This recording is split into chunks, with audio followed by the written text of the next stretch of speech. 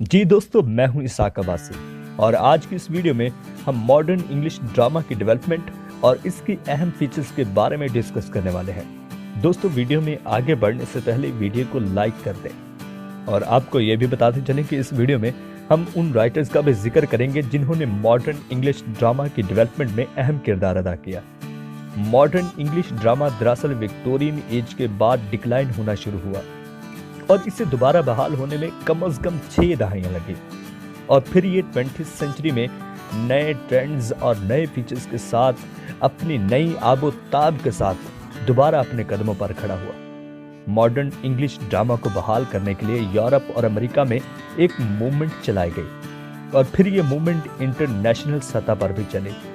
ये movement 19th century के conventions और इंस्टीट्यूशंस और 19th सेंचुरी के ड्रामा और थिएटर्स के खिलाफ चलाई गई थी और हमें यहाँ बहुत बड़े बड़े नाम दिखाई देते हैं जिन्होंने ड्रामा को दोबारा अपने अपने नए तैयार करदा ट्रेंड्स के साथ सहारा दिया, जिनमें सरह फहरिस्त the founder of modern English drama Henrik Ibsen, इसके बाद जॉर्ज बर्नार्ड शॉ और फिर Ernest taller, Anton Chekhov, O'Neill, Arthur Miller, Jean Genet, Eugene, Samuel Beckett और हार्नल पेंटर जैसे नाम शामिल हैं।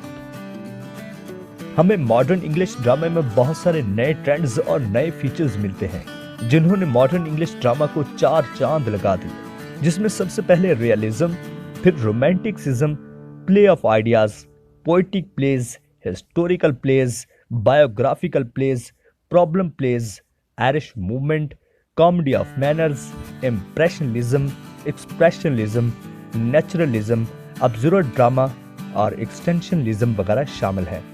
इसके अलावा इन ड्रामों के थीम्स और लैंग्वेज ने भी लोगों पर बहुत अच्छा असर डाला, क्योंकि यहाँ पर इस्तेमाल की जाने वाली लैंग्वेज आम लोगों की लैंग्वेज थी और मिडिल क्लास लोगों की जिंदगी पर मुनहसर थीम्स ने भी नए फीचर्स की खूबसूरती में इजाफा कर दिया।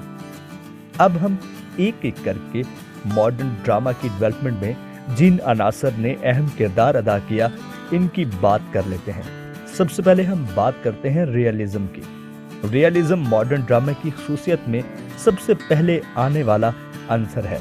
20th सेंचुरी में शुरू के राइटर्स रियलिज्म में बहुत ज्यादा इंटरेस्टेड थे और इनकी ये कोशिश थी कि वो जिंदगी में आम लोगों की प्रॉब्लम्स को डील करें, तो उन्होंने ड्रामे को और थिएटर्स को बेहतरीन सोर्स समझते हुए रियलिज्म पर काम करना शुरू कर दिया ताकि आम और मिडिल क्लास लोगों के मसाइल के बारे में दुनिया को आगाह किया जाए। रियलिज्म को नॉर्वे के राइटर हेनरिक इब्सन ने फेमस किया। वो लोगों के मसाइल को रियलिस्टिक मैनर में डील करते थे। उन्होंने रियलिज्म पर ए डोल हाउस जैसा बड़ा वर्क लिखा, जिसमें एक हाउसवाइफ को मजबूर किया जाता है कि वो कानून को चैलेंज करे और इसके साथ साथ अपने हस्बैंड के वैल्यू सिस्टम को भी चैलेंज करे। इसी तरह हम रोमांटिसिज्म की भी बात कर लेते हैं।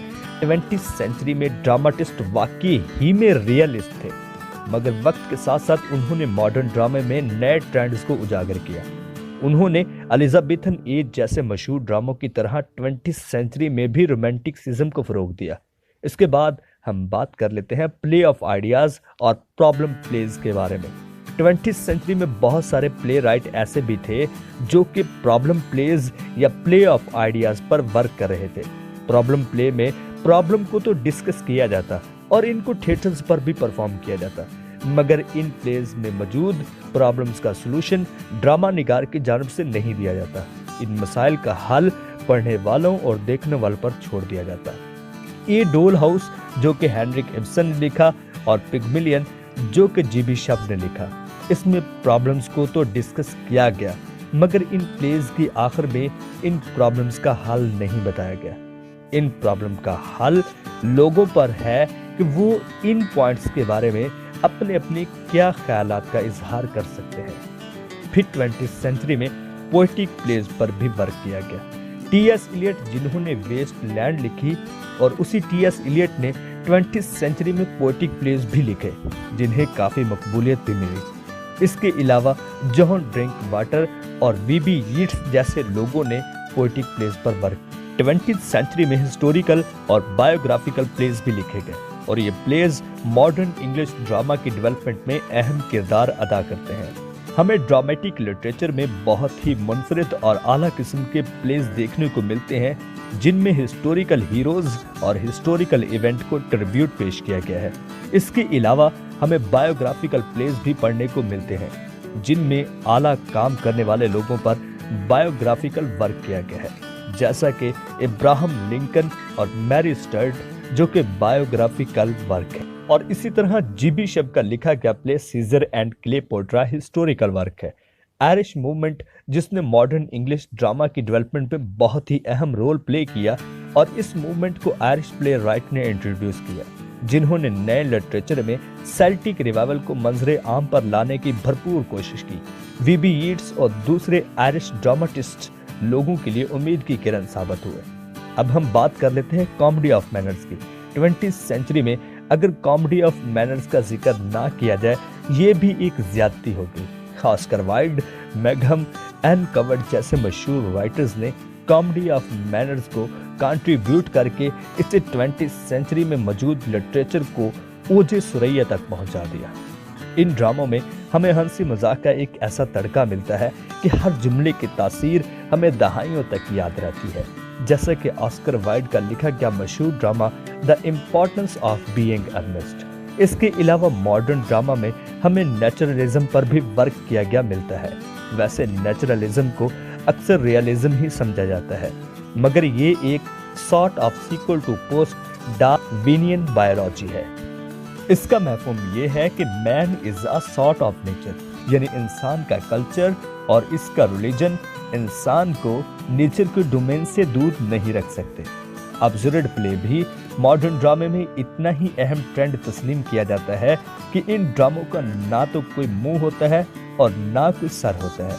इनका कोई खास थीम और ना इसमें कोई स्टोरी का खास स्ट्रक्चर होता है। इन ड्रामों में कैरेक्टर्स भी दूसरे ड्रामों की निस्बत बेकार और बेसमर होते हैं। इनका एक्शन और इनकी लैंग्वेज पढ़ने और देखने वालों को बोर करने के लिए काफी होती है। इस ट्रेंड को 1950 ईस्वी में शुरू किया गया और सैमुअल बेकेट जैसे राइटर्स ने इन ड्रामों को कंपोज किया। इन ड्रामों का मकसद ये था कि जिंदगी का कोई सेंस नहीं है, सब फालतू है और बेकार है।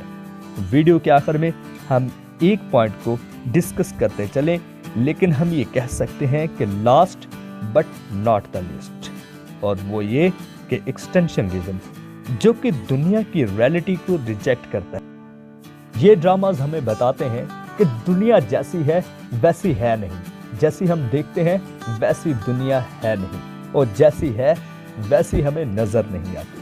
फ्रेंड्स, उम्मीद है कि आज की वीडियो से आपको लिटरेचर के बारे में काफी नई मालूमात मिली होगी। अब मुझे दीजिएगा इजाजत।